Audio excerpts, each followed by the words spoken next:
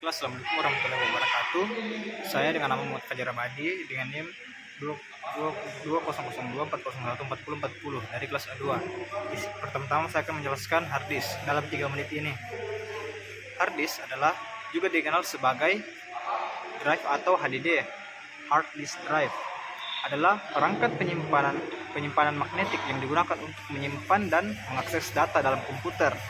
Hard disk sendiri terdiri dari beberapa piringan magnetik yang berputar dengan kecepatan tinggi, dan baca tulis dilakukan menggunakan kepala pembaca yang mengambang di atas piringan tersebut.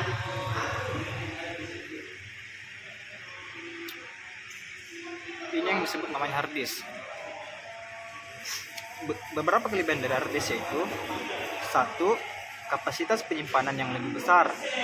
Hard disk menyediakan kapasitas penyimpanan yang jauh lebih besar dibandingkan dengan perangkat penyimpanan lainnya seperti SSD atau bisa disebut dengan solid state drive.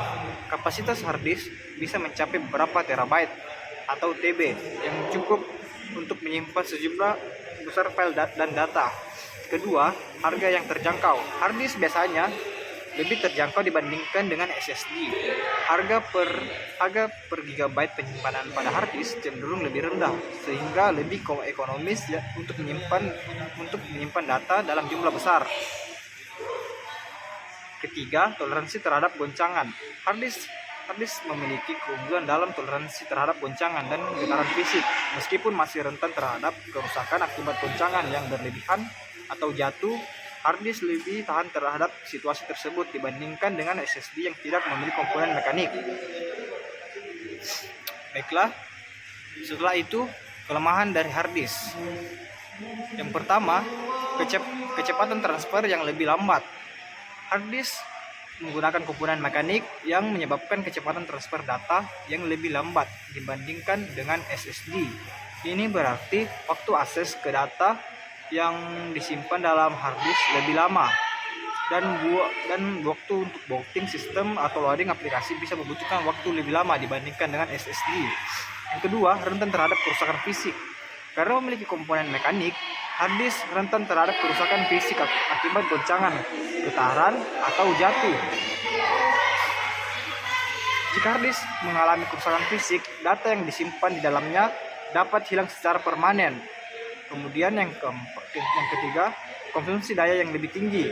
Hard disk membutuhkan daya yang lebih tinggi dibandingkan dengan SSD. Ini berarti hard disk akan menggunakan lebih banyak daya baterai dalam laptop yang dapat mempengaruhi masa pakai baterai.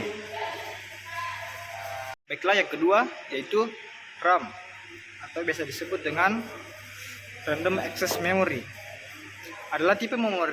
RAM adalah tipe memori komputer yang digunakan untuk menyimpan data sementara saat pada komputer sedang berjalan. RAM berperan penting dalam mempercepat akses data dan kinerja keseluruhan sistem. Dan berikut adalah beberapa kelemahan dan kelebihan RAM. Yang pertama, kelebihan RAM. 1. Kecepatan akses yang tinggi. RAM memiliki kecepatan akses yang jauh lebih tinggi dibandingkan dengan penyimpanan jangka panjang seperti hard disk atau SSD. Ini memungkinkan komputer untuk dengan lebih cepat membaca dan menulis data yang diperlukan untuk menjalankan program dan aplikasi. Yang kedua, kinerja yang cepat. Dengan adanya RAM yang cukup, komputer dapat menjalankan lebih banyak program dan aplikasi secara bersamaan dengan kinerja yang lancar. RAM memberikan ruang yang cukup bagi sistem operasi dan program untuk memuat dan menjalankan data yang dengan cepat, sehingga mengurangi waktu tunggu dan peningkatan responsivitas. Baiklah, yang ketiga, peningkatan produktivitas. Dengan memiliki RAM yang cukup, pengguna dapat dengan mudah melakukan multitasking seperti menjalankan beberapa program secara bersamaan, browsing web, mengedit dokumen, dan menjalankan aplikasi berat lainnya tanpa mengalami keterlambatan atau penurunan kinerja yang signifikan. Kemudian kelemahan RAM. Kelemahan RAM yang pertama adalah kapasitas terbatas. Setiap komputer memiliki keterbatasan kapasitas RAM yang dapat diinstal. Jika memori RAM yang tersedia terbatas, komputer mungkin mengalami pembatasan dalam jumlah program yang dapat dijalankan secara bersamaan atau jumlah data yang dapat dimuat dalam memori. Hal ini dapat mengakibatkan penurunan kinerja atau bahkan kegagalan program. Yang kedua, volatilitas data. RAM bersifat volatil, artinya data yang disimpan di dalam RAM akan hilang ketika komputer dimatikan atau di restart. Oleh karena itu, RAM hanya digunakan untuk menyimpan data sementara yang dibutuhkan selama komputer sedang berjalan. Data yang perlu disimpan dalam jangka panjang harus disimpan di penyimpanan jangka panjang seperti hard disk atau HDD. Baiklah, selanjutnya yaitu prosesor atau biasa juga dikenal dengan CPU, Central Processing Unit.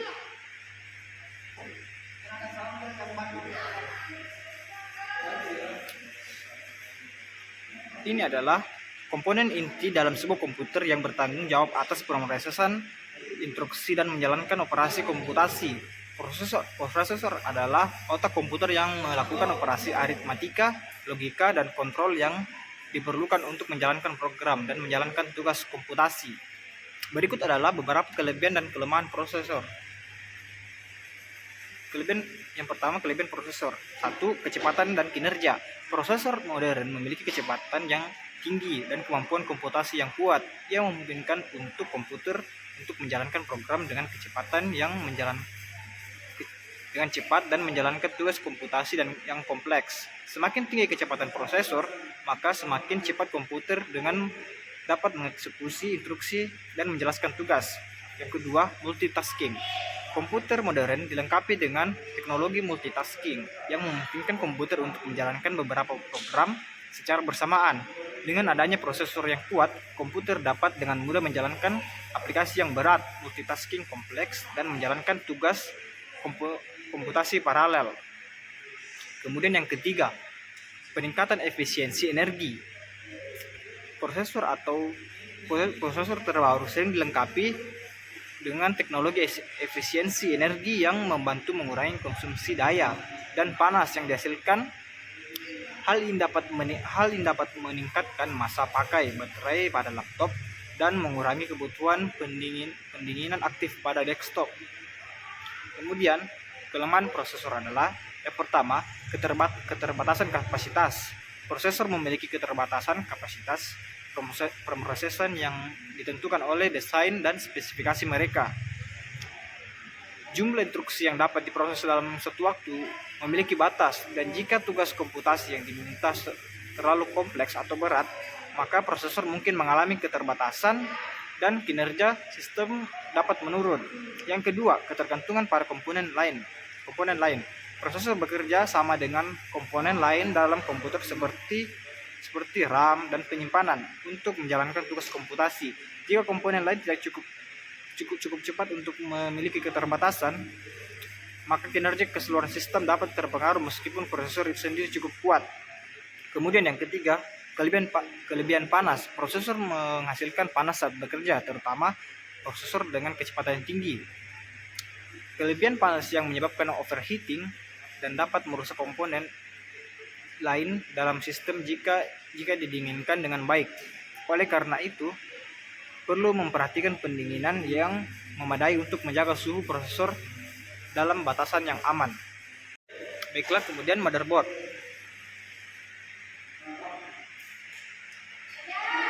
Motherboard juga dikenal sebagai papan induk atau mainboard, adalah salah satu komponen utama dalam komputer.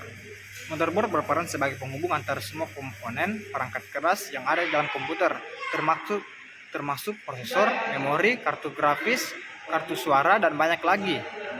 Berikut adalah kelemahan dan kelebihan dari motherboard. Pertama, kelebihan motherboard yaitu 1. Kompatibilitas dan fleksibilitas.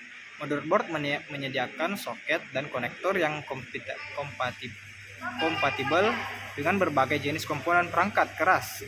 Ini memungkinkan pengguna untuk memilih dan mengganti komponen sesuai dengan kebutuhan dan keinginan mereka, termasuk prosesor, memori, kartu grafis, dan kartu ekspansi lainnya. Hal ini memberikan fleksibilitas dalam mengupgrade sistem komputer. Baiklah, yang kedua, peningkatan kinerja. Motherboard dapat mendukung fitur-fitur terbaru dan teknologi terkini seperti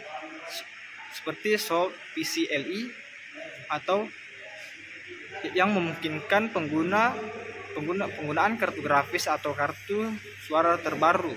Motherboard yang lebih baru juga bisa mendukung kecepatan transfer data yang lebih tinggi, memori yang lebih cepat, dan konektivitas yang lebih baik. Ketiga, kualitas konstruksi yang baik. Motherboard biasanya dibangun dengan kualitas yang baik dan dirancang untuk memberikan stabilitas dan keandalan dalam jangka panjang. Komponen berkualitas tinggi, sirkuit yang dirancang dengan baik, dan lapisan perlindungan sering digunakan dalam motherboard untuk mencegah kerusakan dan gangguan saat penggunaan normal. Kemudian kelemahan motherboard. 1. Keterbatasan upgrade. Meskipun motherboard dirancang untuk fleksibilitas dan upgrade, ada keterbatasan pada jenis dan jumlah komponen perangkat keras yang dapat digunakan. Setiap motherboard memiliki pembatasan dalam hal soket, prosesor yang kompatibel, jenis slot ekspansi yang tersedia, dan kapasitas maksimum memori yang didukung. Jika ingin melakukan upgrade signifikan, mungkin perlu mengganti seluruh motherboard. Kemudian yang kedua, biaya upgrade. Jika ingin melakukan upgrade pada komponen tertentu seperti prosesor atau memori, terkadang perlu mengganti motherboard untuk kompatibilitas yang sesuai.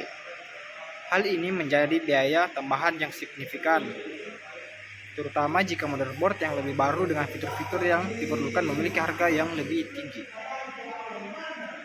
Baiklah, selanjutnya saya akan menjelaskan tentang power supply, yang juga dikenal dengan sebagai PSU atau power supply unit. Ini adalah power supply yang terdapat pada CPU komputer.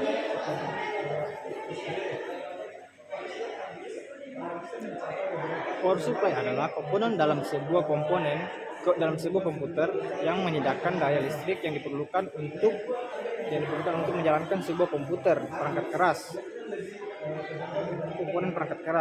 Fungsi utama power supply adalah mengubah arus listrik atau AC arus bolak-balik dalam sumber daya listrik yang masuk menjadi arus listrik DC atau arus searah yang dibutuhkan oleh komponen dalam komputer. Berikut adalah beberapa kelebihan dan kelemahan power supply. Yang pertama, kelebihan power supply yaitu stabilitas daya. Power supply yang baik dapat memberikan tegangan dan arus listrik yang stabil pada semua komponen dalam komputer. Ini penting untuk menjaga kinerja yang baik dan mencegah kerusakan pada perangkat keras akibat fluktuasi daya dan yang tidak stabil. Kemudian yang kedua, perlindungan dari lonjakan daya atau surge. Power supply sering dilengkapi dengan perlindungan terhadap lonjakan daya yang dapat terjadi akibat petir atau gangguan lain pada sumber listrik. Fitur perlindungan ini membantu melindungi komponen komputer dari kerusakan yang disebabkan oleh lonjakan tegangan yang tak terduga. Kemudian efisiensi energi. Power supply modern umumnya dirancang untuk efisiensi energi yang lebih tinggi. Ini berarti power supply dapat mengubah daya listrik yang diterima dari sumber daya listrik menjadi daya yang digunakan oleh komponen yang tingkat kehilangan daya yang minimal. Efisiensi energi yang tinggi juga dapat membantu mengurangi konsumsi daya yang tidak perlu dan panas jika dihasilkan. Kemudian kelemahan power supply. 1. Kualitas yang buruk dapat memicu kerusakan. Power supply yang murah atau berkualitas rendah dapat menyebabkan kerusakan pada komponen komputer atau bahkan keseluruhan sistem jika tidak berfungsi dengan baik. Tegangan yang tidak stabil atau tidak sesuai dengan standar dapat merusak perangkat keras dan mengakibatkan kegagalan sistem. Yang kedua, kebisingan. Power supply yang lebih tua atau murah seringkali menghasilkan kebisingan yang dapat terdengar dari dari unit sistem. Kebisingan tersebut menjadi gangguan terutama jika komputer ditempatkan di lingkungan yang memerlukan keheningan seperti di sekitar mikrofon atau dalam lingkungan kerja yang tenang. Kemudian yang ketiga, kapasitas daya terbatas. Setiap power supply memiliki kapasitas daya maksimum yang dapat dihasilkan. Jika komputer memiliki kebutuhan daya yang tinggi, misalnya untuk sistem dengan kartu grafis yang kuat atau banyak perangkat tambahan, maka perlu memilih power supply yang dengan kapasitas yang sesuai. Jika kapasitas daya terlampaui, itu dapat menyebabkan overheat, kegagalan sistem, atau bahkan kerusakan pada perangkat keras.